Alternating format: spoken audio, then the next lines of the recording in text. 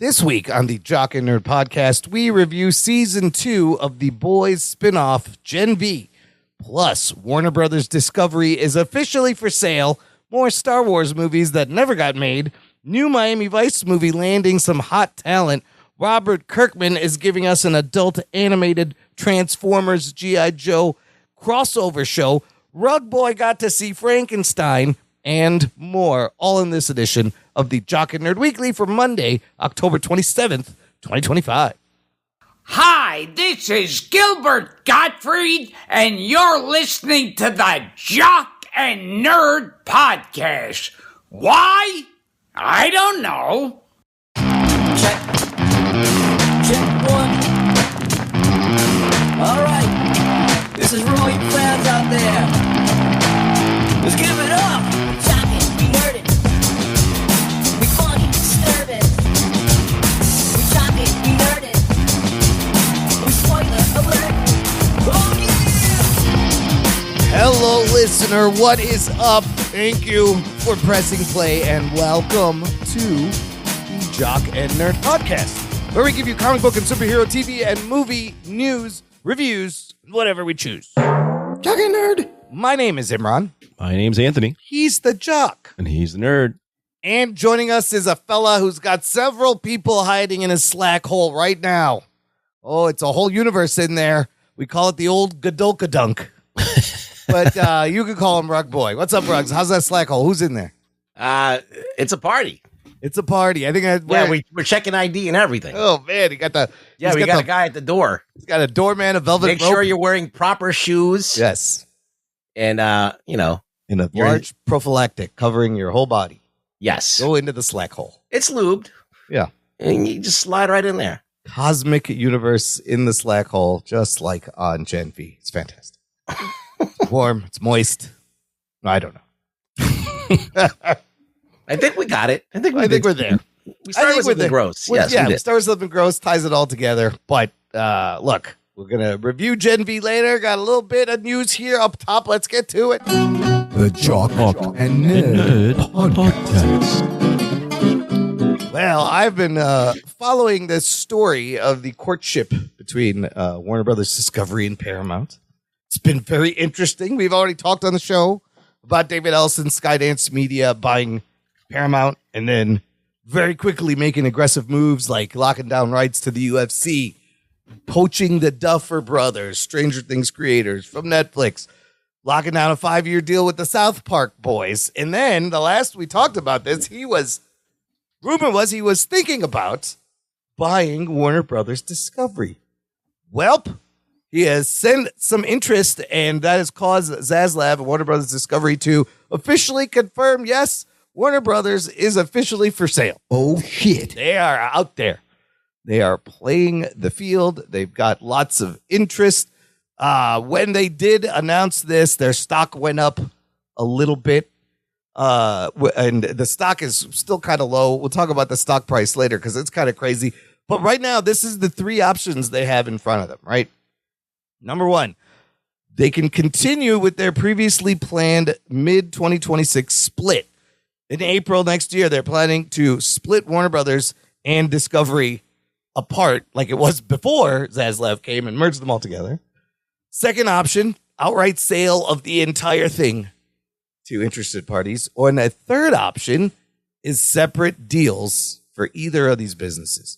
There's the Warner Brothers very lucrative IP franchise over here, and then you got Discovery, which has its value to some people, but it's a whole different thing, of course. Lots of home improvement shows.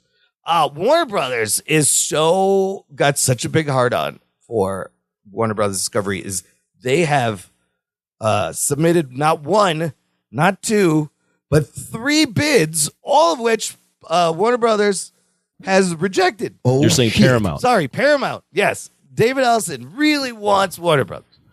3 bids for $19 a share, rejected. $22 a share, rejected. A third for $23.50 a share.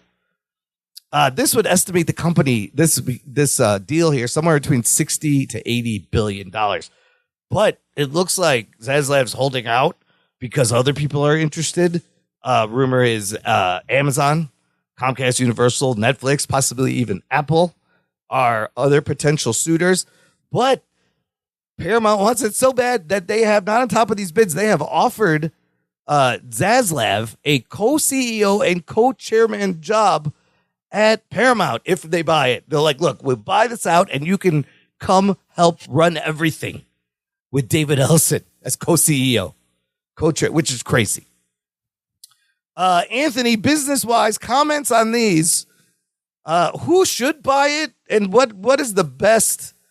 I mean, there's that whole story about like the Writers Guild of America is upset because there's going to be less studios to work for. And that is a valid thought there, but I don't think anybody cares but the writers, and they just care about making the money. Well, out of those three options, what's the best for them? I don't know. I don't know what the best is, depending on who the stakeholders are. I don't know what would be best. It really depends on, with what the goal is of whoever buys it and what is the goal of Warner Brothers. What do they want to do? It would seem to me on the surface that the best assets are the movie and streaming stuff, the studio stuff. Yep. I don't know about the Discovery stuff. Yeah, who wants as that? Much? But Ellison seems to want all of it, right? Yeah. Netflix, I would assume, or like your Netflix, Amazon. I'm assuming they probably want just the studio stuff. Right. I wonder if they try to stall this until they split and see if they can get more money. I think the networks are a big hassle for a lot of these streamers. Yes, that is true. They're not in that world. Right. They don't want to deal with network stuff and broadcasting. Right. But they want the IP. That's like something that they don't know how to deal with. But IP, movie studio stuff, they can absorb that and cut redundancies, cut costs down and do stuff with that. So if they take on just HBO and the streaming, that's cool. But the minute they go into Discovery and all the other stuff, that's like a whole quagmire they don't want to probably be in. So I think Zaslav wanted to break them up into two separate companies. They're still planning on breaking it up in April. If a sale doesn't happen, they are going to break it up next year. So I don't know what the best thing for Warner Brothers is. Well, they're going to get sold. But you want somebody where they can kind of not be like autonomous still and make, because then it's just too much. I feel like it's too much IP and power for one person to have with Paramount buying Warner Brothers, and now he's in control of all this you would hope whoever is running it, Warner Brothers has been on a hot streak this year, and Warner Brothers was known as one of the studios that still gave money to somewhat not independent, but they would invest in franchise, not non-franchise films, right? Put a lot of money. Who's selling what? Time Warner? Well, no, it's Warner. So it's Warner Brothers Discovery now, right? Yeah, but so they're selling their company to somebody else, and then all of the people who are on the board are going to make a bunch of money, and that's it. Zaslav has I was listening to a podcast. He gets paid based on every acquisition he makes. So any kind of buyout deal, he's going to get paid.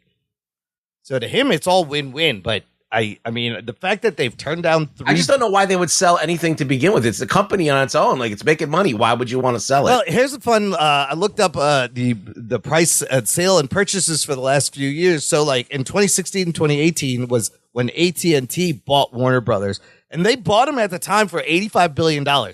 With assumed debt, that sale was $108 billion. Now, AT&T did not do well running. And so who bought Warner Brothers from them? So then in 2024, Discovery merges with Warner Media, buys it from AT&T for $43 billion. A huge loss from when they paid for it before.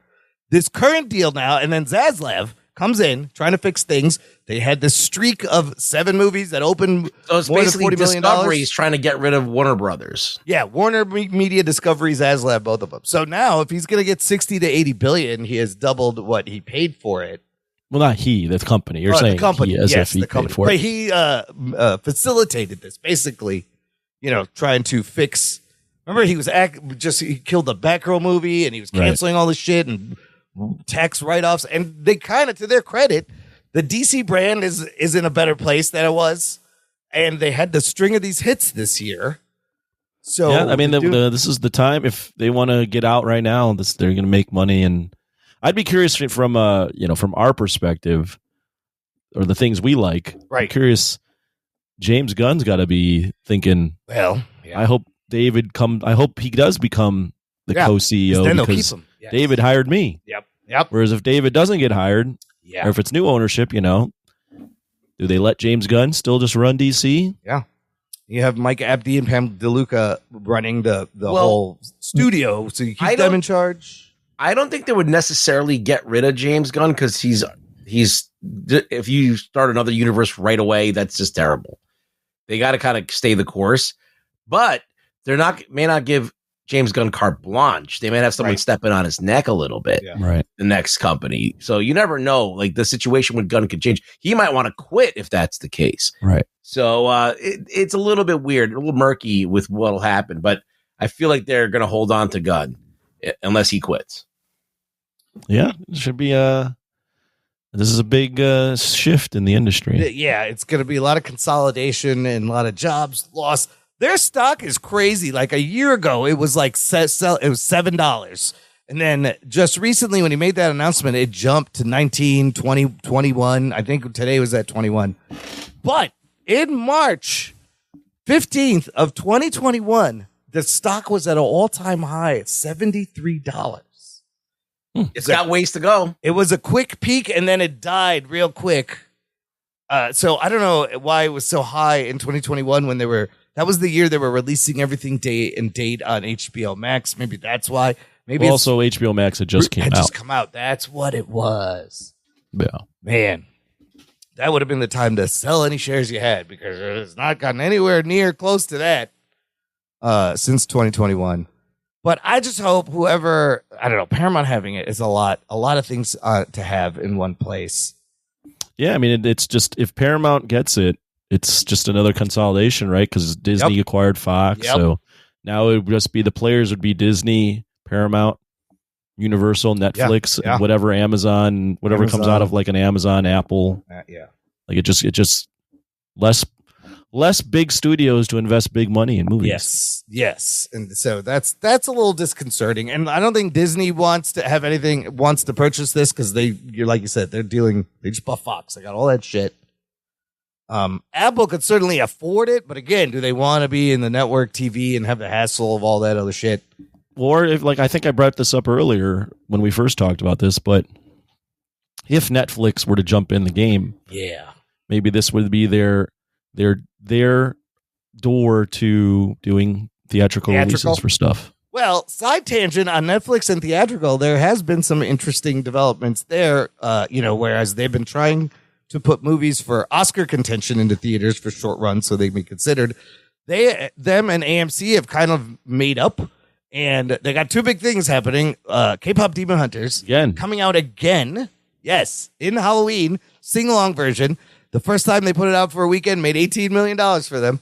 They're putting that out, and then they also announced the Stranger Things finale of this new season, 2-hour finale, will be in the theaters over New Year's, December 31st and January 1st, the same time they release it on streaming. So I feel like they're kind of shifting their strategy and doing kind of one-off specialty experiential events, which may work.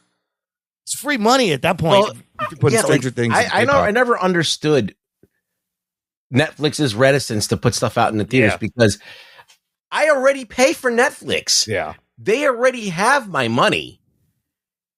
Like, what's the point? Like, if they can get more money out, they're going to get another $12 out of me or another whatever their cut is. Just like this Frankenstein deal, right? Like, they would have made more money. You would have watched it again on Frankenstein if it was like a wider release. It's kind of a little bit wider now. But I think they were afraid of losing people to movies and things like that. Right. So they go, why would I need Netflix if I can see it in the theater? But I think they're seeing there's potential in movies, right, to release something and make money. Yeah. I think there's also the thought process that if you release a hit in the movie theater, that actually cascades down and it has a halo effect for the streaming, because then people will go to the streaming to either watch the movie again or watch it for the first time if they hear it's good. Also, on Netflix, or when a movie does well in the movie theaters, there's longer buzz than when something releases on Netflix, right? Like for a Netflix movie, with the buzz is what, for a weekend? Yeah. If a good movie comes out, people are talking about that for what, a month? Yeah, I think it only helps to put the thing in the theaters and then streaming. Yeah, I mean, if the window isn't that, if the window's short but it's wide, yeah. So it's like, I don't think it should be super wide, but like where it's like on 20 screens.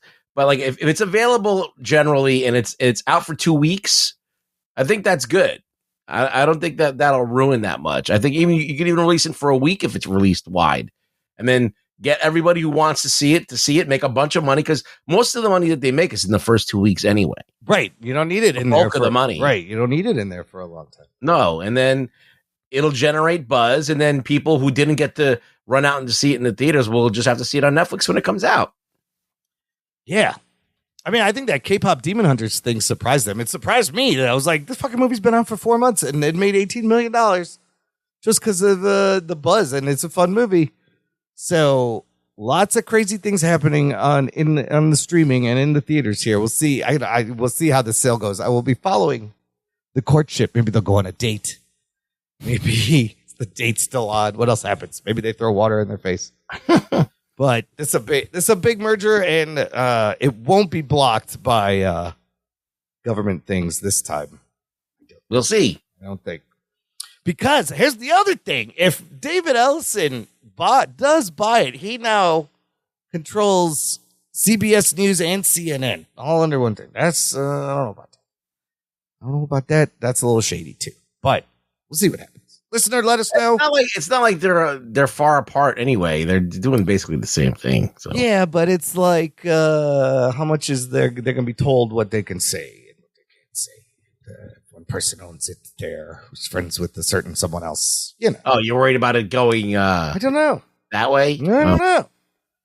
Who knows? That's why one company owning all this shit is. You don't want to do that. No, you never want that. It's called a monopoly. You want to break that shit up. Listener, let us know what you think. Who should buy Warner Brothers? How should this go down? You can join this conversation by joining our Facebook group. It's called Jock and Nerd Nation. Jock and Nerd. There's a link in the episode description, and it is a closed, private, exclusive group just for you. Get in there. All right, continuing on with more bad decisions in Hollywood studios. I got some Star Wars news. And it is news about movies that are not going to get made. Funnily enough. That's like a Star Wars. At this point, that's what Star Wars does. It's That's a Star Kathleen Wars. Kennedy's whole shtick is announcing movies or movies leaking that will never get made. Yep. It's a Star Wars tradition. And here's some Unlike any other. Yes. How about you just put one out? Thanksgiving and Christmas. What's that? You're an idiot, Imran. It's a tradition like Thanksgiving and Christmas, as in it happens all the time. That's what you meant. Yes, it's a tradition. I forgot what I even said 2 seconds ago, to tell you the truth. I'm trying to catch up. Anyways, look, Star Wars, we're going to get Mandalorian and Grogu and the last Starfighter with the Gosling. But Adam Driver... When I need to explain, spell out for you any other jokes I make. I'll let you know. All right. I was not... What happened? It's not... Look, it's been a long week. Really high, also. Let me just take a hit first. This will all sort itself out. Yummy. Uh-oh, this thing needs to be plugged in. Anyway, Adam Driver recently came out to the AP and talked about how he had a movie idea, a sequel centered on Ben Solo that would come out after Rise of Skywalker. He had the story idea. He took to Steven Soderbergh, who really liked it. Soderbergh and them took it, made an outline, had a script made, took that script to Lucasfilm. Lucasfilm, he said, loved the idea. They took that idea to Bob Iger, Alan Bergman, the executives at Disney, and that's where it got shit canned. They said no. Oh, shit. Bob Iger said he didn't see how Ben Solo was alive, and that was that, quoting Driver. Which, to be fair, Ben Solo does die at the end of Rise of Skywalker. But, they brought the Emperor back somehow. So, from a certain point of view, I don't know how that would have been a problem. But he was saying it was a really cool idea. And like a Steven Soderbergh written Star Wars movie would have been very interesting. And then on the heels of that, and then so all these crazy fans have come out. There's backlash. They're like, really make the Ben Solo movie. It was going to be called The Hunt for Ben Solo, and now all the Star Wars fans, somebody took out a billboard in Times Square, and they want them to make this movie. But then following that, more reports came out that David Fincher also had a Star Wars movie in the works, a follow-up to Rise of Skywalker again, and he was not given final cut. He wanted final cut. They wouldn't give it to him. Just pay for it. It's an app. What? Final Cut? Yeah, you can download it. It's made by Apple, right? That's what Apple's saying. Yeah, just get final. You want to buy it? I'll buy you a license. So talks of the David Fincher movie fell through. So instead, we're getting nothing. We're getting Mandalorian and Grogu, Last Starfighter.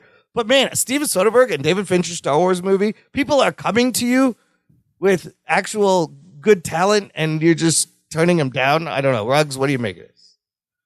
It's typical for Star Wars. They're not in a really good position right now, so they're being very, very careful about what they put out because they've been eviscerated the past, whatever they put out has been hot garbage. So even though like there's guys like Steven Soderbergh coming in and saying we're going to do this, they're all kind of just a little bit skeptical, and who knows? And not only that, but Soderbergh is a great director, but he's not really known for bringing in tons of money. That's true. So it could be that.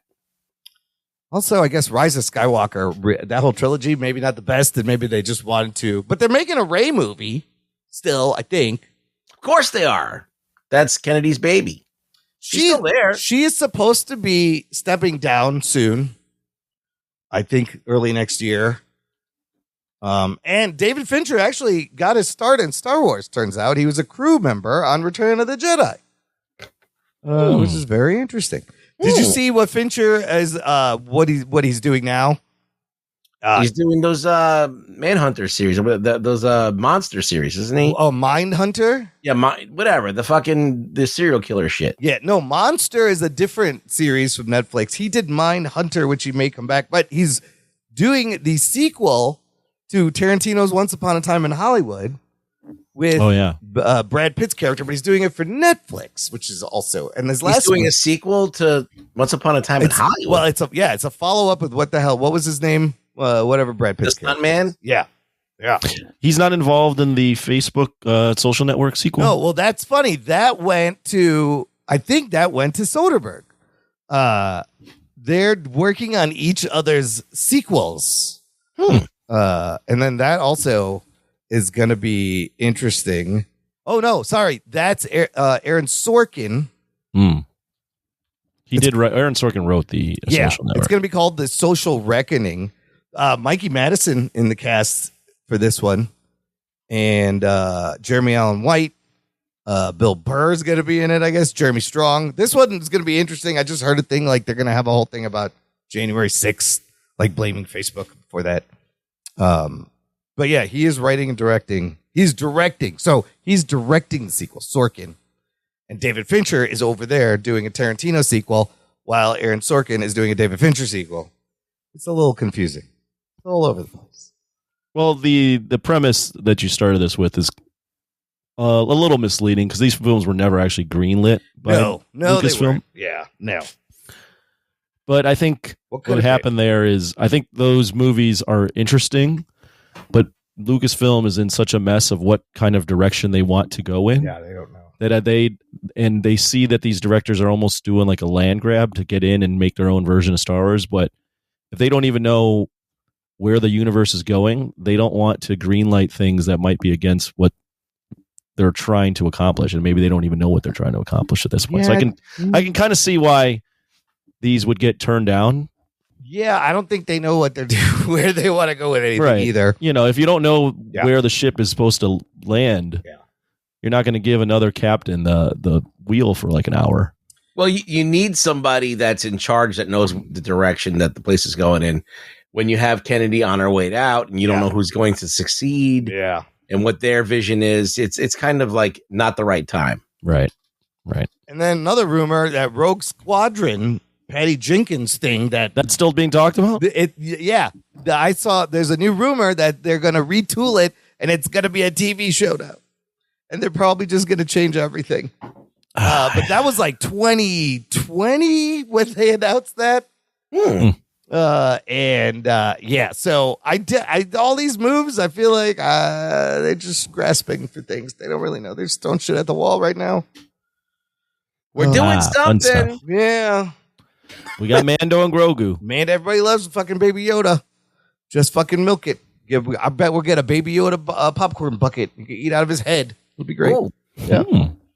All right, let's move on to a couple other announced upcoming things from some directors and creators we like. Joe Kosinski, namely, gave us Top Gun Maverick and that Tron movie, and F1 has found another 80s property he's going to revive, and it might be great. This time, it's Miami Vice.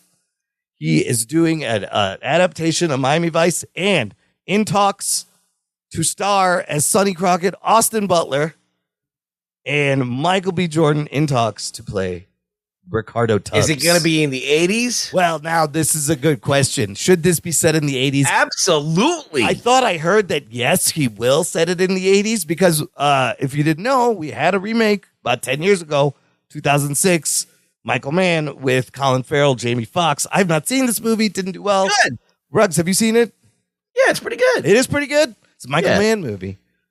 But the original, of course, all about 80s music and fashion and crime fighting and no socks and white suits. That's right. But Anthony Kosinski, Butler, Michael B. Jordan, Miami Vice. I like all those things. All in. I haven't seen one episode ever of Miami Vice. It's great. It's good. You haven't, you should. It's the fucking amazing. But I already know it seems like the coolest thing ever. And Michael B. Jordan and Austin Butler, they're hot. Very cool. Mm-hmm. Joseph Kosinski knows how to make things look cool. Yeah. So yeah, this is on my radar. Look, if they do the 80s thing and they get the white Ferrari Testarossa, all in, baby. You know, I like the Michael Mann movie. You should check that out. It was good. I would like to see that. If you're doing a period piece, you just got to make it like Grand Theft Auto Vice City, right? With all the colors. I like Michael B. Jordan for Tubbs more than Jamie Foxx for 100%. The other guy in the running, rumored before Butler's name popped up, was Glenn Powell. It could have been Glenn Powell, Michael B. Jordan. But that works, but I think Austin Butler's just as good. Look, he was good in Caught Stealing. The movie's okay, but he was really good. I thought he did a good job. What's the premise? I know this is a dumb question because everyone should know, but what's the premise of Miami Vice? It's two cops. They're Vice cops. They're I guess they go bust drug dealers, and they're just kind of immersed in this kind of undercover Vice cops. But yeah, in the 80s, the original show ran from 84 in Miami. There's girls in bathing suits. 89, yes. There's people snorting coke all over the place, and there's car chases all the time. There's an amazing sequence set to Phil Collins in the Air Tonight with the drum break. And like that is the show in a nutshell. Them riding in the Ferrari at night in Miami, Phil Collins in the air is on.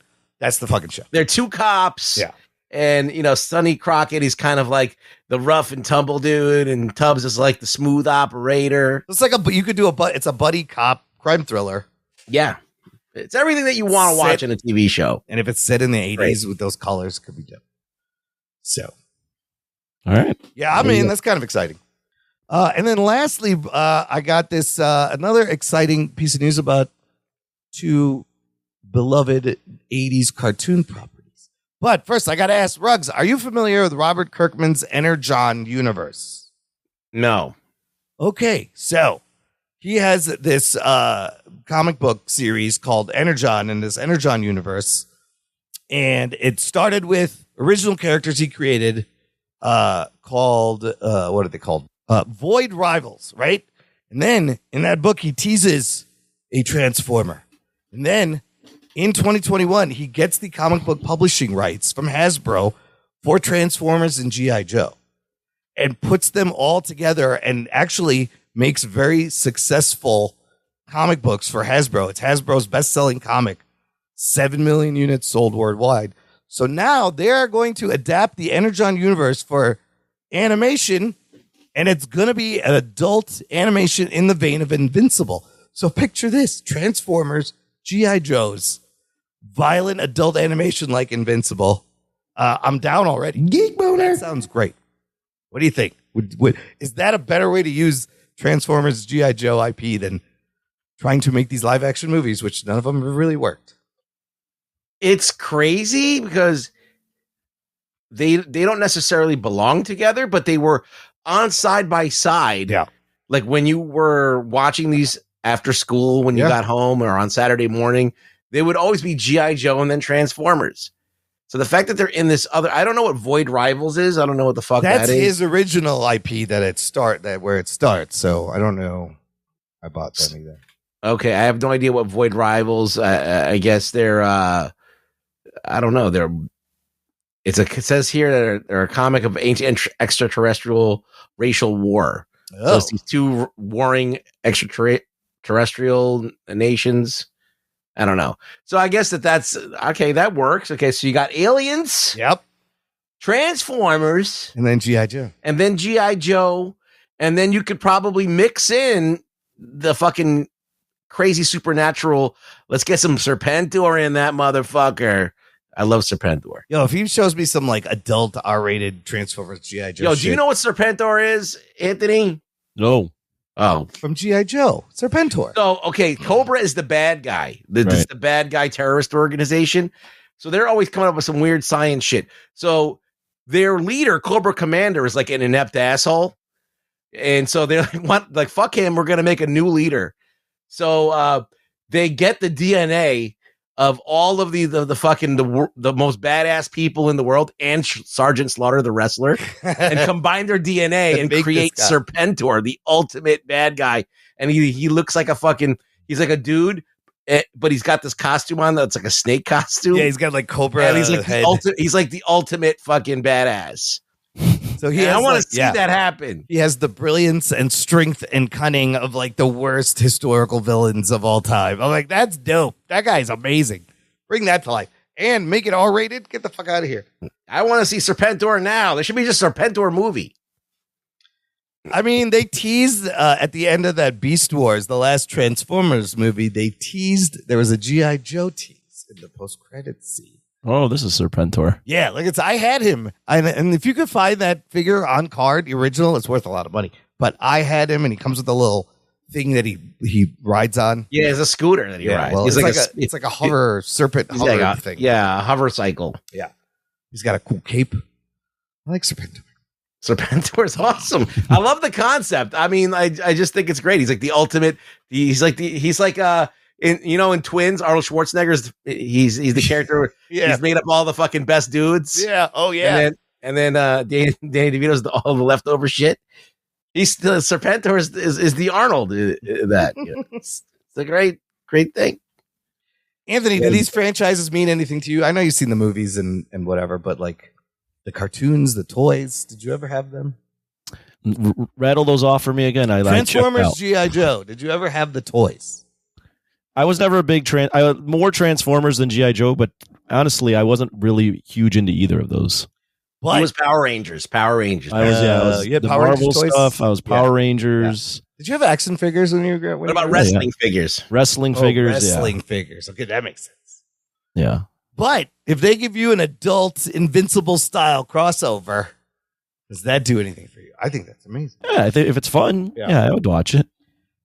In the meantime, Hasbro is going crazy. Look at what they're planning to do. Like Barbie, I think, opened the seal here, right? They are working on a scripted and unscripted Clue series with Sony based on the board game, live action Dungeons and Dragons series at Netflix, a Monopoly movie at Lionsgate, an unscripted Monopoly series for Netflix, a Magic the Gathering live action film and TV universe in partnership with Legendary at Netflix, live action Power Rangers TV series, 20th Century Fox for Disney Plus, My Little Pony live action at Amazon, and then game shows on Trivial Pursuit and Scrabble. Not Scrabble. But we're going to see a lot of toy shit. Nice. I think. Coming out very soon. But I don't see Dragonlance on there, goddammit. But Dragonlance was the poor man's Dungeons and Dragons, wasn't it? No, it's part of Dungeons and Dragons. Oh, it was part of it. If they're not making an Uno movie, I'm out. Oh, when are they going to make an Uno? reverse, and then just the film just goes backwards. What do you do? What if I skip? What is this movie? How does this work? Is it powers? If it's not shoots and ladders, I ain't with it. Oh my God! Candyland. You could do Candyland. You could do Hot Wheels. Is that Mattel? Hasbro? What other toys should they make a fucking Thundercat? Well, they did a Battleship movie. Remember? Oh, Right. yes, that was horrible. That's like, yeah. I don't think it was horrible. It was just stupid to make a Battleship movie. Well, the thing is, when you do these types of movies, you just got to lean into like the inherent silliness of it. I think so. Like for example, Barbie, I think did it really well because they really leaned into the goofiness, but then also had that heart at the end. So, I maybe 5 to 10 years ago, I would have completely written these off. But if you can get someone like that can take a little inspiration from something in the game and make it goofy, I think there's potential there. Well, that He-Man movie's coming out, and if that tanks, you can kiss all this stuff goodbye. Oh, the He-Man movie. Not related, but I mean the Minecraft movie. Yeah, did really well. Maybe but that also has a very relevant new audience. That is like you're marketing to little kids that live and breathe this stuff. Mm-hmm. Like their whole lives are all about Minecraft. They're addicted to the shit. So the Magic the Gathering one that's is the huge. One that would be. I would think that would be huge. Yeah, that's still very popular. Possible. The I don't know if it's exactly with kids. I don't even know. I'm so out of the game when it comes to. Well, I think a lot of this stuff is like Dungeons and Dragons and Magic the Gathering. They still have young people involved, but it's skewing to the older crowds that grew up with it, right? And all of these things are kind of like Transformers and all that stuff. Hasbro owns, but there's new kids coming in, but the bulk of all the fans are older, right? So it's kind of like in a weird balance. Yeah. Some nostalgia play and some trying to get new people into like Power Rangers is still a thing. Yeah, that last Dungeons and Dragons movie was fine. It was kind of fun. It wasn't bad. It was good. Yeah, I liked it. And then Clue. Like, do people still play Clue as the board game? They had a movie out already, so that could be a lot of fun in a game show or something. But yeah, Hasbro. I'm excited for this Transformers thing, but Hasbro's going to give us lots of toys coming up. Let's see what happens. Get ready. All right, let's take a quick break here, fellas. We're going to play some promos, come back, talk about Gen B Season 2 right after this. After these messages, we'll be right back. We'll get you back to your regularly scheduled podcast in just a minute. But we wanted to introduce ourselves. I'm Jason. I'm Jeff. And I'm Blake on this highly produced advertisement. That's right. It's the History of Bad Ideas, a.k.a. Hobie. You can find us on Twitter at Bad Ideas Podcast and on Facebook at the History of Bad Ideas. But if you like a podcast roundtable with 3 to 5 guests, usually every week, depending on sick leave, talking about all things geek, including movies, TV. I ain't getting paid for this shit. Blake bitching about something and ranting, and comic books and anything else that we can think of. We have a top 5 list every week, along with a box office news, and somehow we have listeners, so they send us some feedback we answer every week. You can find us on iTunes, Stitcher, Facebook, Spotify, and any good podcast app, because if you can't find us on that podcast app, it's not a good podcast app. Damn straight. Roger says goodbye. Goodbye. Hey there, everyone. Brian here, host of TV Trivia Pod. It's a trivia-style podcast focusing on TV and movies. Listen in for questions like, what's the name of Michael Scott's screenplay? What do you say to view the Marauders map? And what's everyone eating in the post-credit scene of Avengers? Play along to TV Trivia Pod anywhere you get podcasts. And stay tuned for more trivia. Doc and Nerd.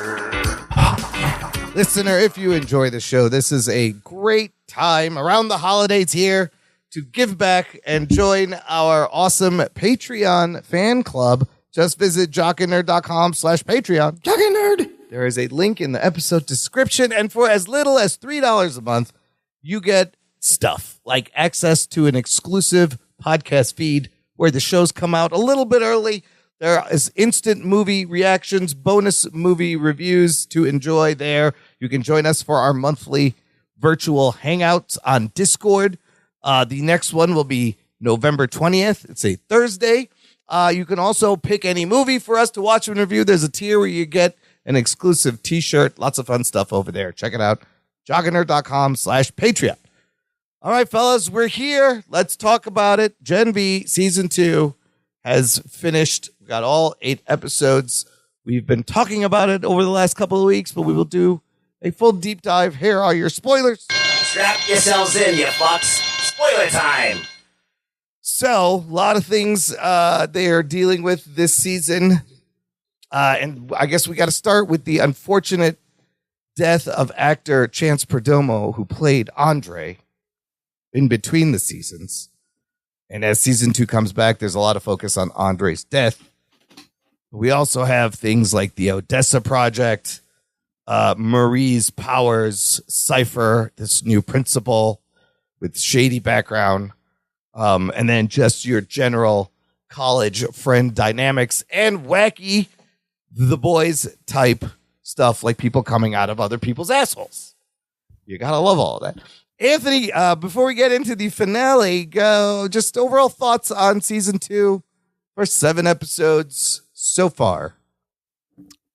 Oh, the first 7 episodes? Yeah, okay. or just so overall. Yeah. So season 2, I mean, going into this last episode, I would say I was watching it and I enjoyed parts of it, but I also found it to be uneven. And I think a lot of that had to do with the unfortunate death of was it Chance Perdomo? Yes, Chance Perdomo. Perdomo, excuse me. You know, you can clearly see throughout the show things that they were doing to, you know, acknowledge his death, but also that kind of put a wrench into what they were doing. Like they immediately escaped the prison that they were in at the end of season 1. They're back in the prison and they escape in the same episode. Yeah. There's a lot of things with the dad that are being put in, and like how Godolkin was torturing Chance or trying to get him to evolve. So found the show to be pretty messy at times, and also a little bit just kind of tiresome with all the real world analogies. But I also at times also found the show to be interesting, and I did find the twist with Godolkin at the end to be enough for me to go, okay, I'm interested to see where this goes into episode 8. Yeah, I wasn't sure how I felt about the season. Like overall, I do really enjoy the show, but like you said, that those little kind of spinning their wheels here and there kind of bugged me. But the characters are fun. We had a lot of cameos from the Boys people more this season, so it was almost like instead of its season, it was like a setup kind of thing, and a little uneven. But overall, the tone is still there, and I would imagine a lot of the polarity parts would have been the parts that the things Andre was going to do. Yeah, I agree. And I also think, just to add on to that, I did think the ties into the Boys this go around were stronger than the first season. And those were the things where I'm like, okay, this is part of a bigger story. And it seems like they're, especially when we go into episode 8, that they were leading into what we're going to get as the last season of the Boys. So in that sense, I was like, okay, at least this show is just not completely irrelevant. Like, I have to watch this to understand what's going to happen in season 5. Yeah, Ruggs, overall thoughts on season 2 so far? It is still connected in this universe, so it's consistent in its thing. Yeah, I thought the season was kind of strange. Like, I like the general idea of the show, the tone of the show, and what they tried to do with Godolkin. Yeah. I think that was kind of cool. But I think everything else was just not really hitting for me. I feel like the whole idea of them being on a college campus and trying to get into the good graces of Vought and become a hero, that's their goal. I feel like that's all kind of like, that doesn't matter anymore. And so the fact that they're in the college doesn't really matter anymore. And it just kind of feels inert. And the good news is that they have this Godolkin Cypher character that's interesting. And it was a little bit of a mystery box. Yeah. And you can that kind of kept the anticipation, and you had the interplay between the characters from the fallout from last season. So there was enough stuff that was there that was working enough for me to watch it, but I don't know if I like the direction of the show. The only thing that's good about it is that it is leading up to the Boys, and there is connective tissue. So it's kind of like very uneven for me. Yeah, I mean, some of the highlights in the first 6 episodes for me were probably like that Jordan Marie fight and then learning about Cypher. And then the developments with Marie's powers, her bringing her sister back to life was crazy. Her healing polarity is kind of crazy. So they were leading to this thing, but now I think it was all a misdirect, as we will get into, because we find out what the whole deal was. So let's just go through some of the points from episode 8, which starts with a flashback. In 1967, the first episode of the series showed us the sequence where the Godolkin people were testing this compound V in themselves, and there was a fire, right? I forgot how the fire started. They all burned up. We never saw what happened to Godolkin. Well, they show us he injects himself with compound V, V1, which is the same that Soldier Boy and Stormfront took, so he doesn't age, right before bursting into flames, which is why he was all crispy in the hyperbaric chamber the whole season, and then eventually healed by Marie, which was also crazy. And we learn from Doug, the actual guy, he's been controlling him since 1986. I felt bad for Doug here. Wasn't his fault. And he kind of has a nice moment in the car with Polarity as he's driving him to the hospital, and then he is instantly killed by Black Noir, which was a fun cameo from the ceiling. It had moments. I mean, I think the Godolkin storyline and how it all plays out is actually the best thing in the whole season. Yeah, agreed. So that was that moment in the car. You know, they've been handicapped with this, right? With the unexpected death. So while I don't know that the arc throughout the show was for the character that they can't even have on screen, so now they have his dad. I don't know if I was fully invested in it throughout, but I thought that little moment was nice with them acknowledging. Yeah, where he goes Cypher just saying that he was the best. He's the best superhero you've ever seen. And I mean, I feel like it was almost a tribute to the actor, right? It was something they needed to get out. And it was done very well and emotional. We learn, though, why, because I had the same question and Emma asked it, if Godolkin was controlling Cypher, why didn't he just control Marie from the beginning to do this? And Doug tells him he could not control Marie because of whatever the Odessa project was. And then so now it makes sense when Sister Sage was fucking Cypher and looking at the fucking body and the guy was looking back. Kind of all makes sense now, doesn't it? It also makes sense why Marie, when she was with Cypher earlier in the series, couldn't detect the V because there was no compound V. Right, and that was another great misdirect. She's like, you don't have any powers, and then he starts fucking controlling people, and I was like, what the fuck? Right. But there was no compound V. So she wasn't wrong. He doesn't have any powers. He's just he's a Cypher.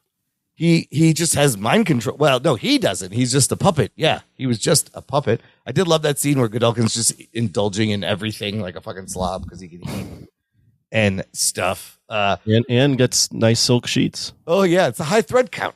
This feels so good. But I guess, and then, yes. So, Black Noir does capture Polarity, kills Doug. And this is a very chatty Black Noir, which I thought was also funny. Because then isn't he talking about the Alien franchise? And how, like, the second movie doesn't make sense or something. He is talking about it. I didn't know if that was a specific Alien I reference. don't know which one he was talking about, but I was like, God damn, this is a fucking chatty Cathy Black Noir. This new Black Noir. Kind of funny.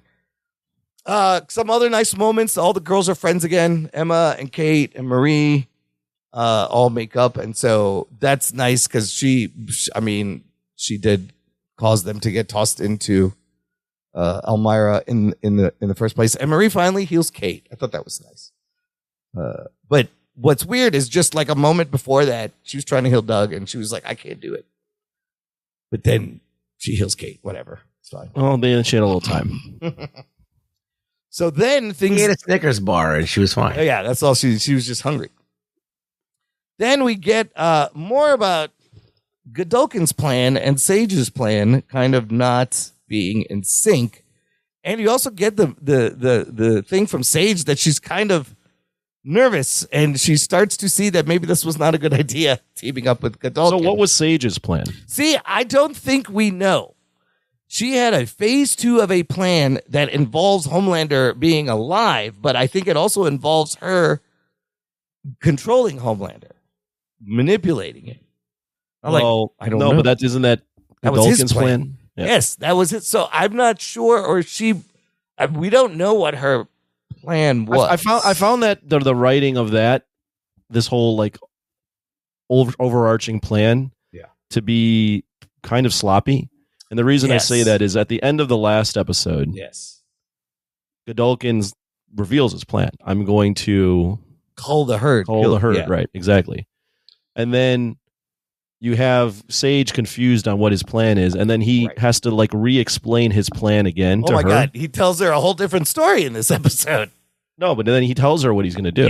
Yeah. That he's going to he finds the superheroes weak, and it's all because of Homelander. But I just found it weird that in 2 straight episodes he's explaining his plan. Like, the audience already knows what his plan is. Why are we re-explaining the plan again? That's a good point. So it felt like misdirects for the sake of being a misdirect, but then it wasn't a misdirect. We just got more motivation to his plan. So I don't know. I thought that was written really sloppy. It was a little confusing for me too, because what he does is hold a seminar saying this will get you. I'm resetting the rankings. This will get you in the 7, but he's essentially calling all the weak soups and having them fight each other. And he says he's doing this so he can get better control of people so that he can control Marie. And if he can control Marie, then he can control Homelander. It is a little convoluted, roundabout way of getting there. Ruggs, what do you make of his plan here? I don't know. Did you put down a cup of water? What? Were you drinking out of a glass and put that down, and then you were like, well, I don't know. Yeah, I was in the middle of drinking water when you asked me. No, because look, the whole point of this, we find out this whole like leaking the Odessa project, all these pieces, it was all bullshit. It was all meant to lead Marie to. I don't know. I don't really understand this whole thing. This whole Marie being is like she the prime, most powerful? She's a prime Omega superhero or whatever. But she has the Odessa blood in her compound, and so that makes her more. I don't really quite get it. Like if he like Godolkin's got the V1, like the prime, is this what she's got better than what he's got? I don't know how the hierarchy works. I don't know why it works that way. I just got to take it on face value. You're on V5 or something. So, and the reason we don't know that is because I don't know if this is in the comics or not. So maybe it is, but they've just revealed all this like hierarchy V. Yeah. In this season. I mean, it would make sense that they keep making V over the years, and it just seems like bullshit. That's all. It just seems like it's just like, oh, we got V1 and you got Omega, you got Odessa, you got Crimea. Everybody's got different shit. I found it also while entertaining, like seeing the soups or seeing Godolkin. I keep calling Golovkin, which is Gennady Golovkin's who's that famous boxer. Oh, he's a boxer from I think Kazakhstan. But anyways, Godolkin does the whole, I'm going to level up, and then Marie and the team confront him. Yeah. And he's using his powers to have the people that he's leveling up fight the rebel team with Marie. But I got confused there too, because I was like, well, why doesn't he just control everyone in the room except Marie? Well, he says like this is the most people I've ever controlled. So, and you also he can't control the other people because it's too many people in the room. And you see his skin blisters the more he uses his powers. Yeah, I saw that. Yeah, that was kind of gross. But I love how Sage suddenly she sees this is going wrong. She leaves Polarity's door open, and then that whole scene where the next class comes in, and then Black Hole is there, right? You notice, and then Marie comes in, and she's fighting all of them. And then the whole team, Trojan Horse, Black Hole's asshole, comes out of his fucking asshole. Was great. I thought that was kind of fun. I should have saw that coming. The episode was called Trojan. I was like, oh, man, I should have saw that coming. And that includes those 2 girls we met in the beginning, the one who could control her pubic hair, which is the weirdest power ever. And then the other girl with the tail who can mimic powers. Right. That freezes Godolkin. Yeah. So...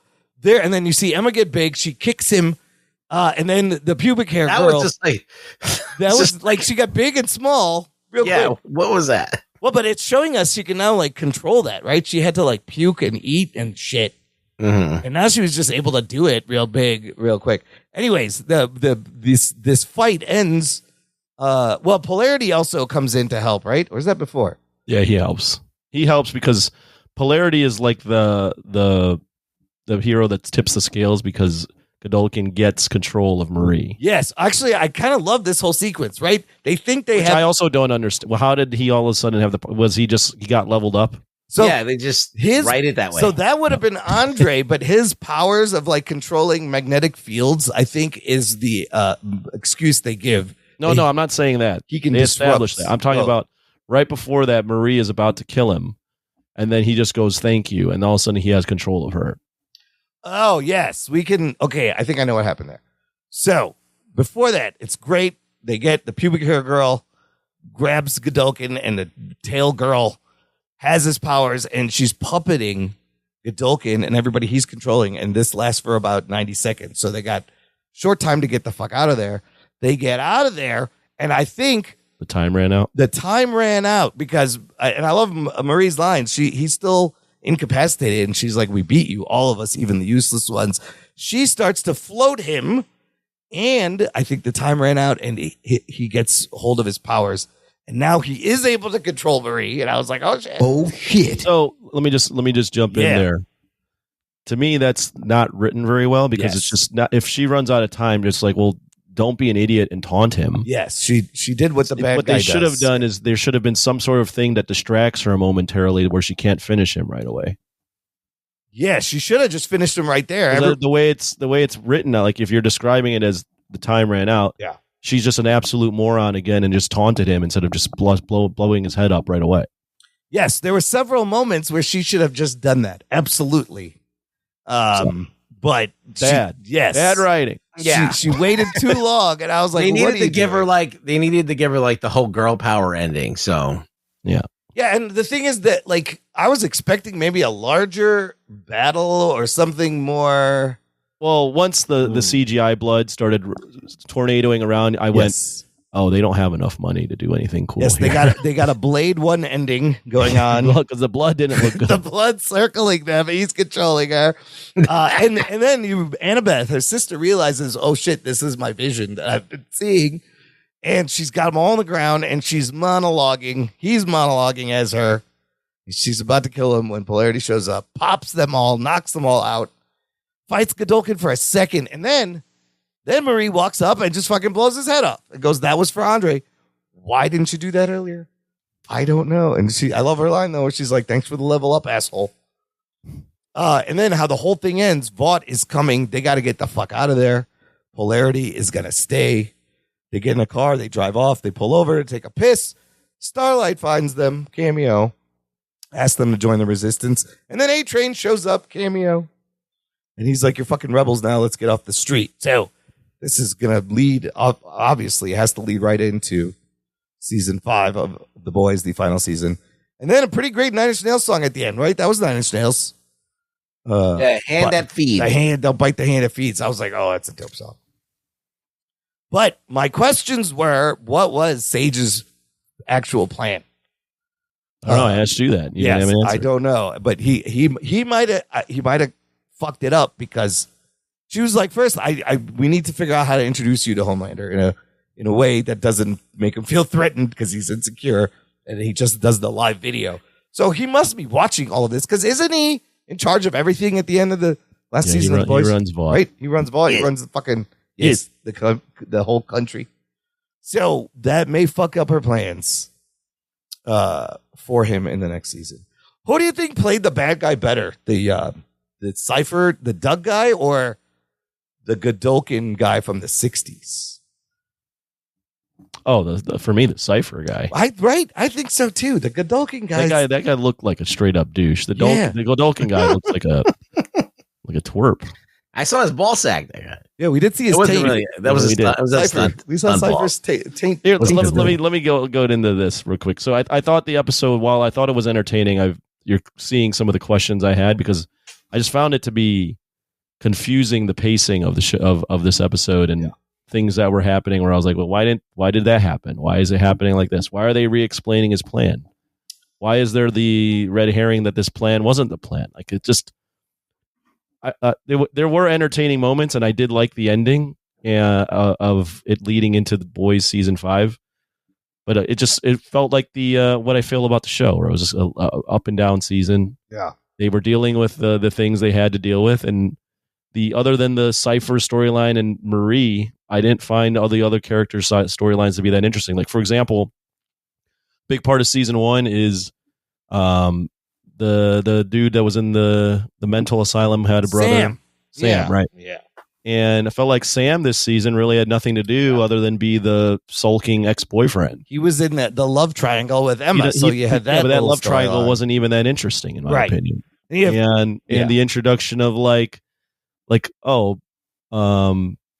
Jordan, their love for Marie and it being off and on. Yeah, not that interesting to me. I don't know. There were a lot of things where the boys, when it was at is peak, everything, a lot of the side storylines would fire on all cylinders, and this one I was only interested in the main one.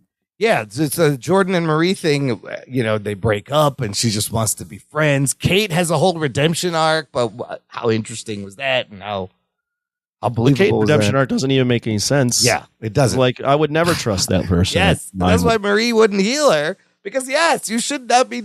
But and then she does. And then she does. They're all because Marie also blew up her arm. Like, why would she trust? They shouldn't trust each other. Each other at all. I forgot about that. I was like, what happened to her arm? I was like, oh yeah, Marie's the one who blew it up. But they're all cool now. They're all on the same side.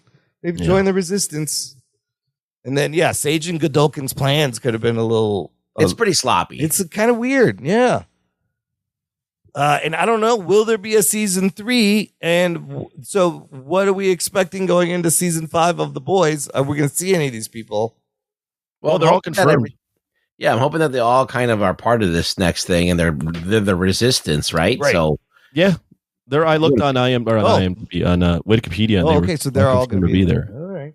I mean, they wouldn't have enough people on the resistance to actually fight if they didn't have these superheroes. That's true. You just got huge. And it seems like what they're building towards is Marie being the antidote to Homelander, right? Because she's the other, for lack of a better term, Omega level mutant. She's the other Odessa baby. Yeah. Right. Well, okay, so how much of a part is she gonna have? The girl who plays Starlight, you could really see difference. That's where you're going. It is jarring. It is jarring, yeah. Because in the last season of The Boys, it wasn't that obvious. You can see it, but it's going on another level. This one, I was like, oh my. I thought. How long has this been on, the Boys? When did that start? I think 2019. Oh, 2019. So it's been like 6 years? Yeah. Wow, that's a lot. That's a lot of miles for 6 years. Yeah. Those aren't even highway miles. Those are her face has much sharper edges. Let's just put it like that. But I thought she looked fine the way she was. Yeah, there's no need to touch anything. No, she looked great before. Yeah, she did. She doesn't look horrible, but she just looks, different. She looks a little modified. Almost looks like a different person. It does almost look like a different person. Yes. Just slightly modified. So, anyways, it's hard just not to avoid it. They are doing, remember, there's still The Boys Mexico. There's a show called Vought Rising they're going to do, and then season 5. So, there'll be more. But I don't know if there'll be more. I don't know if I want more, but I don't know if I want more either. I'm with you. Yeah, we've had enough. Yeah. I think if this ends with, season 5 and then The Boys Mexico, I mean, you're doing Narcos here now, so I don't know. And I don't even remember what Vought Rising is going to be about. It's a morning show. Yeah. They tell you welcome to Vought Rising. The headlines. I mean, traffic. The world they built is great. Vought Rising is about doesn't say what it's about. But Jensen Ackles, Soldier Boy, and Stormfront will be back. It follows a twisted murder mystery about the origins of Vought in the 50s and the early exploits of Soldier Boy. Okay. Prequel. And, I mean, that could be good. I think The Boys followed, what in the footsteps of other indie comics, Walking Dead and all the other ones that have been adapted into things and have done well. And that's to be commended. I think, at least for me, I'm near the end of my Boys. Yeah. I mean, you don't want to become the thing you parody. You don't want to be on that long, right? And I still, you don't want to be Walking Dead, right? Right. Where you go. You don't want to be where it's like, oh, Walking Dead is still on, really? Yes, I didn't know that they were still doing those. No, that's where you don't want to be. Yeah, you don't want to be the punchline. And I will give him credit for still being like very political on The Boys and kind of taking a stand. And it's so.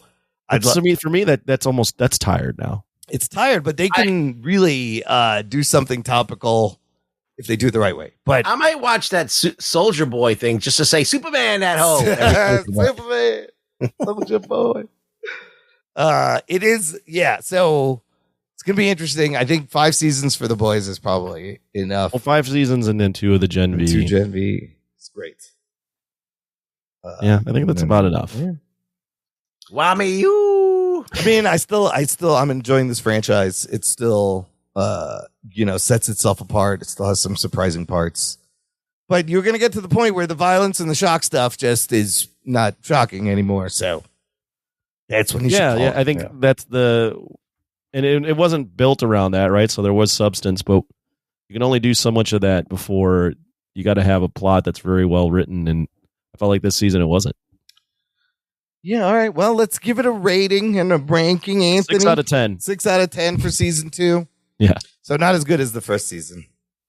No. The first season, Ruggs said it really well. The first season felt like it needed to be in college. This one just felt like a retread of them. I don't know. There was no reason that this had to be back in college. It's true. And they weren't in college, and then they brought him back, and then they put him back in the thing, and then they brought him back again. So yeah, that's the most jarring thing. I know that the guy died. Yes. But to end last season with them in a mental hospital and then start the season with them already out of the mental hospital is just kind of the thing odd. is, where the fuck was this guy the whole time, Godolkin? Yeah. He just appears on the scene for no apparent reason. What do you mean the whole time? He was in the fucking. He was controlling. He explains he was controlling this he's other. Talking about doctor. even the first season. Oh, the first season. Where was he? I don't know. Godolkin's been around. He's not dead. Yeah. He's been controlling this guy since 1980. Whatever. What the fuck has he been doing? We were looking for Odette. Looking for what? I don't know. That's a good point. What was he doing last season? Yeah, so it's just weird that he just appears and now he's a thing. The and thing is named after him, and that's part of the lore. Yeah. Ruggs, give me a number. What would you give this season? 5.5. Ooh, even worse than mine. Wow. I'll give it a 7. I'll be a little generous. Maybe like a 6 or I give it a 10. I'll give it a 10. I give it a 10 out of 10. No, I mean, I don't think it's better than the first season. The first season was surprisingly good because I didn't think that show was going to be good when it was announced. And then I was like, hot damn, this is just as good as The Boys. This one got a little messy. And yeah, it's because of Andre thing. I mean, even in the last episode, like they must have had to rewrite everything. It's not completely unwatchable. It's just it pales in comparison to other seasons. But if you want to follow this whole Boys story, you kind of do have to watch this. And yeah, I mean, I think it's worth watching it to get the lore. And that's the part of this that I thought was good, is that it despite all the hiccups they found a way to make it relevant so that you have to watch it. Right. At least it doesn't feel unnecessary. Right. And then Look, the reason why it's a 5.5 or a 6 or whatever low score is because they kind of were handicapped. Yeah. With what happened. So yeah, it makes sense that it would get a lower score. Yep. Yeah, still a fun show, and I don't know when The Boys season. Very similar vibe for me. The way it played out was like how Black Panther Wakanda Forever felt. Yeah. You can just tell that the seams are bursting because they didn't plan for that. Right. You can see kind of the rewriting and the patching and I did think about that. That's very true. But when you're handled with something like that, you have two choices. They could have just recast the dude and went on with their plans. Right. Or a lot of times. Or they just headed towards the release that they had to hit. And I think that's what they could put out. Yeah, like I imagine Andre would have been in that last scene instead of Polarity to save them or whatever. So just to recap, Ruggs gave it a 5.5. Yeah. And me and you, 6.7. 6.7. Yo, we came out with a 6.7. People are not going to understand why we're doing that. It's so dumb. All right, good stuff. Let's get into news from the nation. It's time for news from the nation. It's time for news from the nation.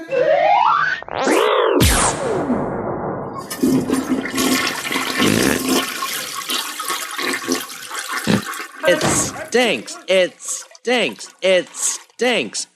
I got one comment from our buddy Jose Barra. He's got a movie recommendation. He says, run to see this movie. What's this movie? It is the anime Chainsaw Man, the movie Rezearch. I think that's how you say it. He says, run to see this movie, even if you're not the biggest anime fan. My favorite movie of the year. It's an absolute masterpiece. If Anthony is wondering, it is a 4.4 on Letterboxd. Oh, wow. That's a very high score. In fact, looking at the weekend's box office, Chainsaw Man opens at number 1 with a $17.25 million domestic opening, higher than its expectation projections of $10 million. It's already made $108 million globally. It was made for $4 million. Oh, shit. Sony and Crunchyroll, it's R-rated. They're looking good this week with this IP. So just like Demon Slayer. And I've seen people come back. I ran into dudes in the theater coming back to see Demon Slayer like multiple times. That thing was huge. So this anime is kind of crazy that how big it's getting. The other interesting thing in the top 5. So number 2 is Black Phone 2. Number 3 was a new movie, Regretting You, a rom-drom with what's his name, one of the Allison Franco Williams. brothers. Yeah, Franco, the other brother. Dave Frank. Is it Dave? Yeah. And then opening under that, number 4, the Springsteen movie, Deliver Me from Nowhere. Only Born in the USA. only $9 million opening, but What's your favorite Springsteen song? you know what? I was never a big Springsteen fan. I got to be honest. Wow. You should see the movie and it'll change your mind. Maybe. I mean, will this do? Can he pull off like what Tim Chalamet pulled off with Perhaps. Dylan? He might get Best Actor nomination. I don't think Best Picture's in the cards. Ruggs, are you a Springsteen guy? Not a huge one, but I do know Springsteen. I know Born to Run. I know Atlantic City. I know his hits, Dancing in the Dark. Is that what it is? Yeah, I'm on Fire. I'm on Fire is a great song. Actually. Is he a Jersey guy? Yes, he is. He wrote Because the Night, which is a great song, but he gave it to Patti Smith covered that. Patti Smith and Natalie, and what is her name? Natalie Merchant covered Natalie that. Merchant also covered it. Because tonight, man, yeah, I'm on Fire is great. I don't know. The man puts on fucking 9-hour shows. I don't know how he has the stamina. It's kind of crazy. He'll do. I mean, some of his songs are really fucking awesome, but it's just that tone. It's like his voice. It's like, it's an acquired taste. Okay. All I know is the Born in the USA, but maybe I'll. No, but he's got a lot of good music. He does. Okay. He really He's does. good. He gets the old farts of the show. He gets you guys' approval. Well, that was the problem. There's people who are obsessed. Oh yeah, with him. Like I'll take Billy Joel over Bruce Springsteen any day. Yeah, but me too. But I do like Springsteen a lot. What about Bob Dylan? Bob Dylan or Springsteen? I don't know. I think Dylan's also awesome too. I think Dylan was more influential. I mean, Springsteen's up there though. Yeah. He's got all kinds of songs. He's got rocket songs. He's got for the guy that doesn't listen to those older artists. I'm more aware of Springsteen than I ever was of Bob Dylan. Oh, okay, interesting. I'm bringing that up because Bob Dylan. The Bob Dylan movie came out last year, right? But with a bigger star, right? Arguably than your Jeremy Allen White, who's a big star from TV, and his box office kind of says that. I think only that older crowd went to see this movie, and maybe the young kids don't really see him as being super relevant. But do you guys like music biopics? I do. Sure, they're always good. I feel like if they're done well, it depends on the kind, but I mean, normally I do like them a lot. So the next big one that's coming out in April, can you guess, Brian? Is the Beatles one next year? No, it's not the Beatles one. It is shit. Don't look it up. Just take one guess. April. I don't know. Roy Orbison. I don't know. Michael Jackson. Oh, dude, this is you have Antoine Fuqua. Listen, I've been following the story of this movie. That it was supposed to be out last year. Right. What happened was that one of the settlements Mike made with a family back in the day, stated that you cannot use our name or our family's name in any kind of fictional biopic in the future. The people making the movie did not know this until they made most of the movie. And so now they have split it up into 2 parts because I think they have to take that part out.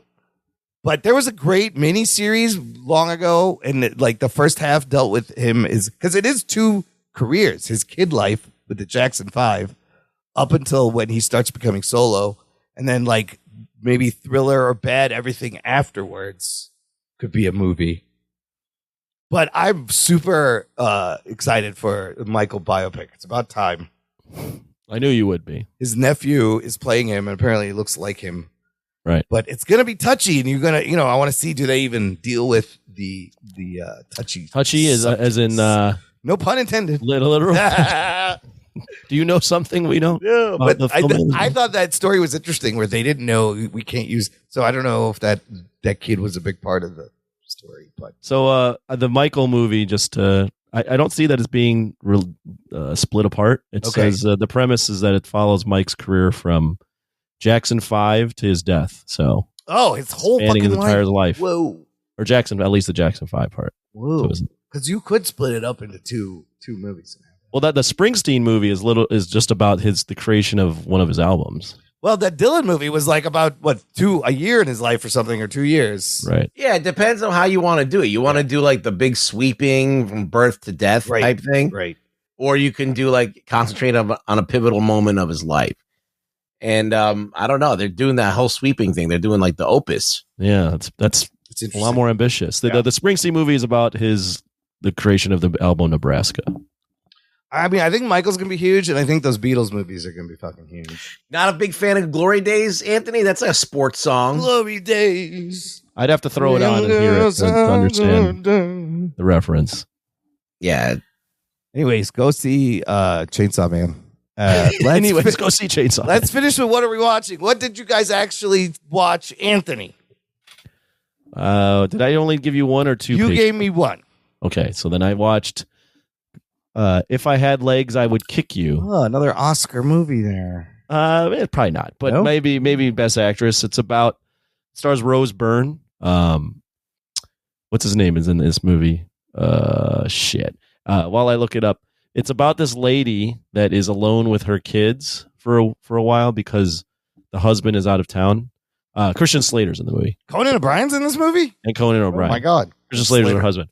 About this therapist that has a kid that's sick and her husband is away for work, and she's dealing with her sick kid, the apartment falling apart because of holes in the ceiling, living out of a hotel, and then she's also a therapist and she's dealing with crazy people.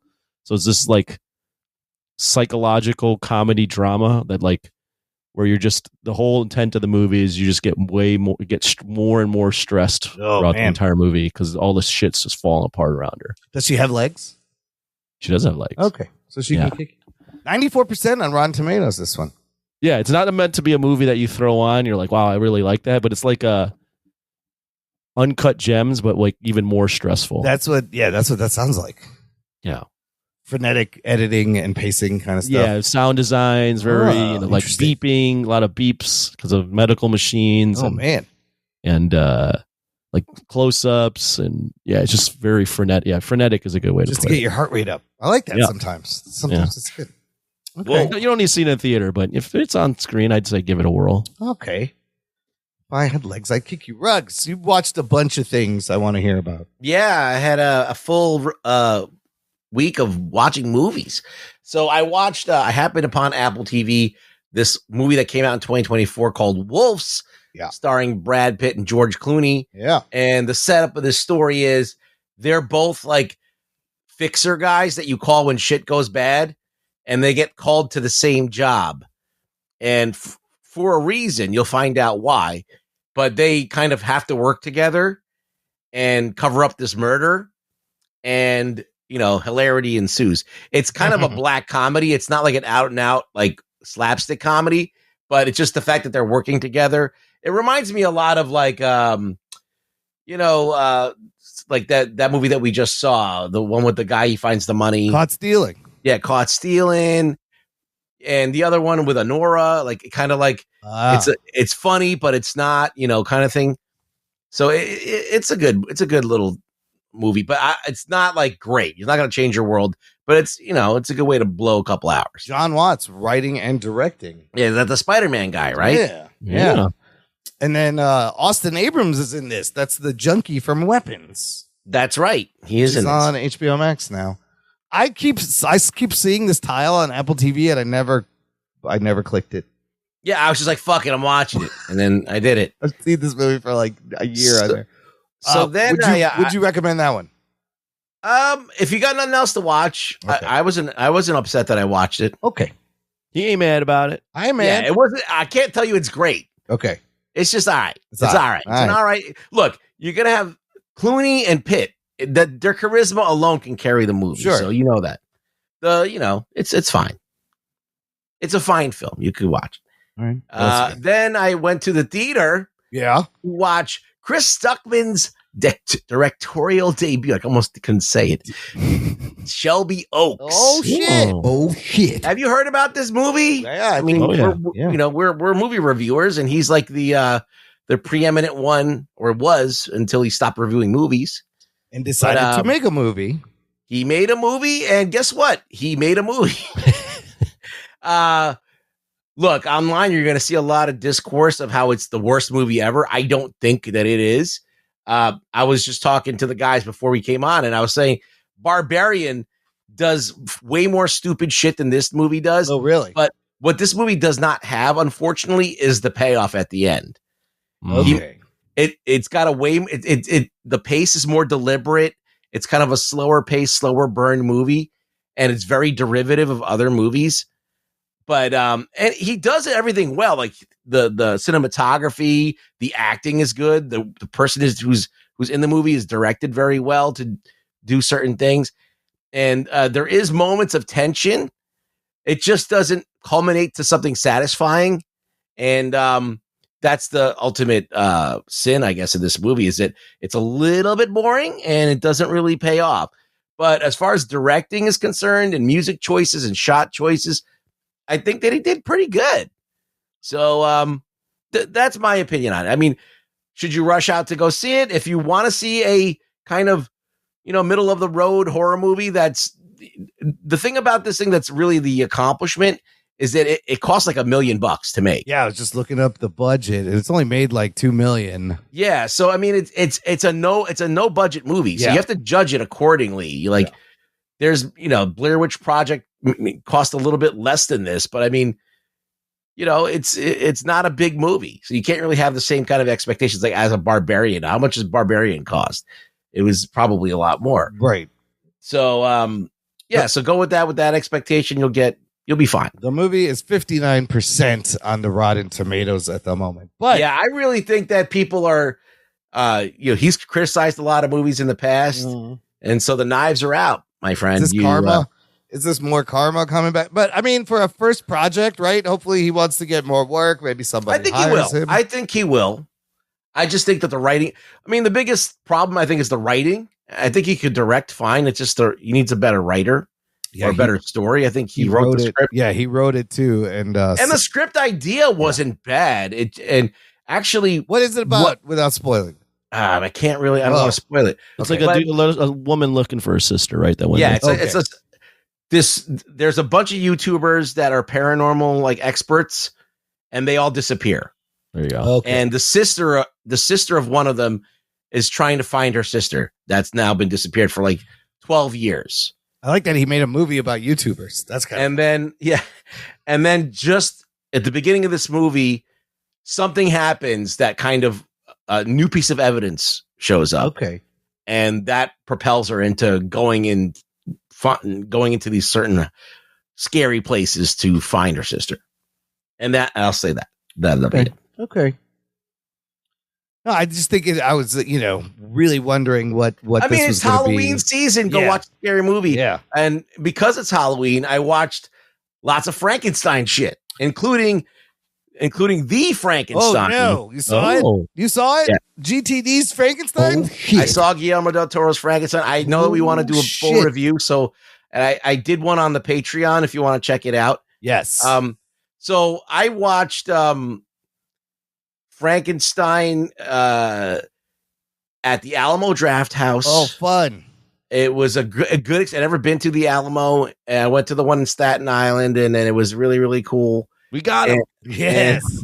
We've all been to the Alamo. And that's the only place it was playing, really. I mean, it was only playing at the Alamo and the Angelica. Those are the only two theaters that were running it. So, and the one in Wall Street had 0 seats available. So the only choice that you could go was to see it in Staten Island. So it was kind of like by choice. And the Angelica only had like seats way in the back or way in the front. So it's like you had shitty seats there. So pretty much if you wanted to go see it this week, that was the only place to go. So look, I'll tell you if the movie's good. Here's what we're going to do. Just for the listener, it is playing in a couple more theaters here in Chicago. So we're going to go see it next week. We will have a Frankenstein review. And then a few days later, it will release on Netflix November 7th. So that being said, Rux, give us spoiler-free thoughts. I'm going to give you a spoiler-free thought. And then we could dive in more next week. Okay. I love Frankenstein. I love the novel, and I love the translation. I think that the Karloff version is cool, but the novel is so much more interesting and gives the character a lot more to do. If you've ever seen Mary Shelley's Frankenstein starring Robert De Niro, that's kind of closer to the novel. This is kind of in between. I would say it's about 80% of what the novel is. He makes a few changes, but let me tell you this. I love seeing it on a big screen because it is fucking beautiful. Okay. The art direction, cinematography, the way it's shot, just like how everything looks amazing. It is worth seeing in the theater. It's long and it moves very slowly. Yeah. So it's not a action film by any stretch. It's not even a horror film. I don't even think. It is a study of character. I think it's more of a character study, and I think that Guillermo del Toro is doing a little bit of like soul searching and reflection on his relationship with his father during this film. Oh, okay. So you can put that into context. You might, because I think that when you watch it, there's probably a lot of layers. So I liked it a lot. I had problems with how it deviates from the original story here and there, because I don't know if some of the changes he makes it a lot better. But I did love the experience of seeing it on the screen, and I think that the monster's great, and I think that the story is very, very poignant. So yeah, check it out. Just your expectations of seeing a monster movie like Godzilla don't have that. It's a different kind of movie. It's a character film. Interesting. I mean, the fact that everybody keeps saying it is gorgeous, see it on the big screen, kind of sold me to want to go see it in the theater, even though it's going to be on Netflix. It looks great. It does. It looks amazing. Yeah. So I'm looking forward to it. They did put out a full picture of what Jacob Elordi looks like as Frankenstein's monster, and he's all white, got long hair. That's pretty accurate. It's very interesting. Anthony, how excited are you for this and hearing what you heard from Ruggs now? Yeah, I mean, I like Frankenstein. I've been a fan of the Universal monsters for a long time. Guillermo del Toro is a revolutionary director. I do have some familiarity with some of the thoughts. So what Rug Boy is saying isn't uncommon for what other people are saying that I trust that watch this movie, because this movie's been out on the festival scene for a while. So right. Yeah, I mean, I wouldn't say I'm super pumped for it because I just have seen so much of the feedback, but I am, I want to watch it. I'm happy I get to see it in a theater and I'll get to talk about it with you guys, and I'll make my own thoughts once I see it. I will temper my expectations and just be ready to sit and absorb. It's a long movie. Yes, absorb this kind People of ask me, how was it? I said, it's 2 hours and 40 minutes. It's long. 2 hours and 40 minutes. That's how it was. All right, that's awesome. I can't wait till next week. What did you watch? I watched a couple 2-3 things here. He's always got at least 7 things. It's Halloween season, right? So I was like, let me check out a horror movie. I've been hearing a lot about Bring Her Back. Oh, yeah. On the HBO Max, and I finally watched it, and it's quite a thing. It's a small movie from Australia, A24. There's no real names in it. And the first half, it's setting up. I was like, okay, where is this going? What's going on? Then the back half, the last 30 minutes, there are some very uncomfortable scenes in this movie where I had to put my hand up. I heard that. It's quite disturbing. It's not really jump scares as it is disturbing and gross. But the basic premise is these two foster kids are their foster dad dies. They get relocated to this new house, and there's some funny things going on at their new foster house. So I will say that, the characters make kind of smart, logical decisions. We were just talking about Barbarian and how we hate when, like, in horror movies, people do things just because this kid actually tries to get himself out of the situation. But the fact that they wrote him as foster kids in the system, like, they really can't do anything. The one sister is blind, vision impaired. And so stuff she can't see things. It kind of made sense. So I was quite disturbed. And I thought it was pretty good. I would recommend it if you, but caution, there's just some fucking disturbing things that you're like, oh no, why? I don't want to see this. But it was good. I liked it. All right. Then the other thing I saw, new movie, another Oscar contender here, Anthony, House Full of Dynamite, Catherine Bigelow's movie. Well, that's the wrong title, but all right. House of Dynamite. House of Dynamite. Oh, House Full of Dynamite, I put? It is full of dynamite. I do like the Full House of Dynamite merger. Yeah, that's a good. I was thinking of the TV show. I wanted Kimmy Gibbler to be in this, and I saw that you had in the kitchen. I saw that he had the wrong name in there, and I didn't say anything. I just wanted him to announce it. Dave Coulier's in there going, cut it out with the nuclear weapons. This came out on Netflix already. Came out on Friday on Rotten Tomatoes right now. It is 79%. I like this movie. Do you know the premise? I don't want to spoil too much. Yes. Yeah. And how the government would deal with it, right? Yes. So I do plan to watch it. Yeah, it's essentially, yes, it's that. And it's a series of Zoom calls and phone calls and people in the White House control room and bases scrambling to figure out what to do. They have a very limited time and a target and a casualty count. And people they don't like the ending. I'm going to be really curious to know what you think of the ending, because it's either can be seen as a cop out or something very deep and left up to you. The performances are great. I will tell you, it seemed very real, like super real. And if any of this is true, we are so fucked, because they have. Don't think about it, because you can't do anything. We can't. If, like, in this situation, they have 18 minutes before impact. There's no way you can warn anybody. And most of the time is spent calling people, calling other countries, figuring out what happened, but it's too late. Good cast. I don't want to spoil too much. The structure is interesting. The ending is very divisive. Yeah, that's what I've heard. But did you like it? I did like it. I thought it was pretty good. I mean, it's very frantic and it's very tense the first like 30 minutes, and then you'll see what happens.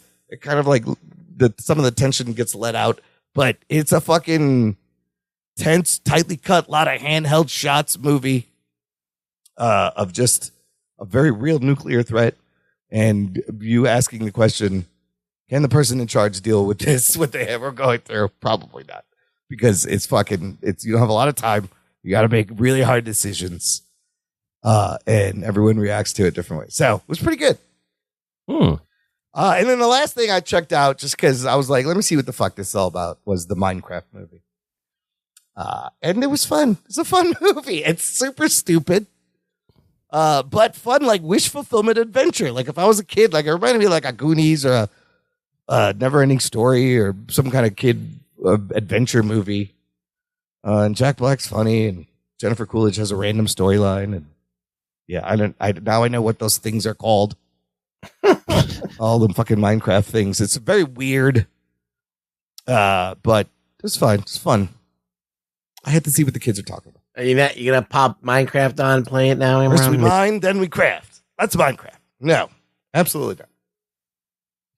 But the visuals were pretty good. I gotta say that it was fun. It was a fun, colorful movie to watch. So that's all I had. Next week, everyone, Frankenstein. I'm gonna give you full spoiler review, even though it won't be on Netflix, but it'll be on Netflix shortly after the show comes out. So do with that what you will. Ruggs, where can the people find you online? Rug Boy Show on X. Come find me. Anthony, you got any Halloween plans? What are you dressed up? Oh, as? I'll be out. Yeah, I'll be out. Costume? Oh, it's my annual frog costume. Oh, that frog costume you wear. He wears it every You wear it every year. But it's fun. It's fun. It's a conversation starter. That's right. That's why you got to wear a costume like that. All right. What are you? What is that? You never thought of changing it up. You just sticking with the frog. There were like 2 or 3 years where I changed it up and wore something different, and I was like, why? Why get a new costume? This is my thing. Yeah, every year you got to come up with something new. It's exhausting. Yeah. Yeah, I'm going to do what we usually do around Halloween is turn off the lights and hide in the kitchen. Well, I don't know if you know this, but Spirit of Halloween has a cock and balls costume. Oh. So are you suggesting me and Imran go out as that? Which one's the cock and which one's the ball? No, Is it you're a the both. two-person? You're all in one. All right. Should, we should do a cock, but like me and Imran. A two-person cock and balls costume. It's got like one of those fans that inflates it. There you go. I've seen a lot of the eye monster from Alien costumes. You're probably gonna see that. You can see a lot of Jesus. What do you think is the big costume? K-pop Demon Hunters. I can answer you that. Right now. Okay. All right. I've already seen Saja Boys and K-pop Demon Hunters everywhere. Okay. I think that'll be the big one, and the eye monster from Alien for super nerdy people. What about the lady from Weapons? Oh, that would be a good one. Easy to do too. Gladys. Yeah, that one's got it. Yeah, that one's got to be popular. Put on a wig and some fucking lipstick and clown makeup. Imran, you get dressed as that. Do that. I saw one post where it's like if the adults dress up with like a 6 and a 7, that'll kill the whole 6-7 thing right there. Kids will never say it again. They just be like, we're dressing up a 6-7, and the kids will be like, okay, we can't say this. That's how you stop 6-7. What if you just have a 7 that's with a thermometer in its mouth? I don't get it. It's a 6-7. Oh, a 6-7, but 7, 8, 9. What about that? Right, that's right. All right, we're destroying this. Yes, it's just dumb. I think we've done it. It's over now. Yes, have a good Halloween, listener. In the meantime, check out our website, jockandnerd.com, for all things, how to connect, how to subscribe, how to support. Thank you for listening to the Jock and Nerd podcast. My name is Imran. My name's Anthony. He's the Jock. He's the nerd. We'll peep you next time. I really don't give a shit. My balls was hot. I like turtles. You tickle your balls a lot. Thing I offered you a chance to be a cop, and you blew it. Jock and Nerd.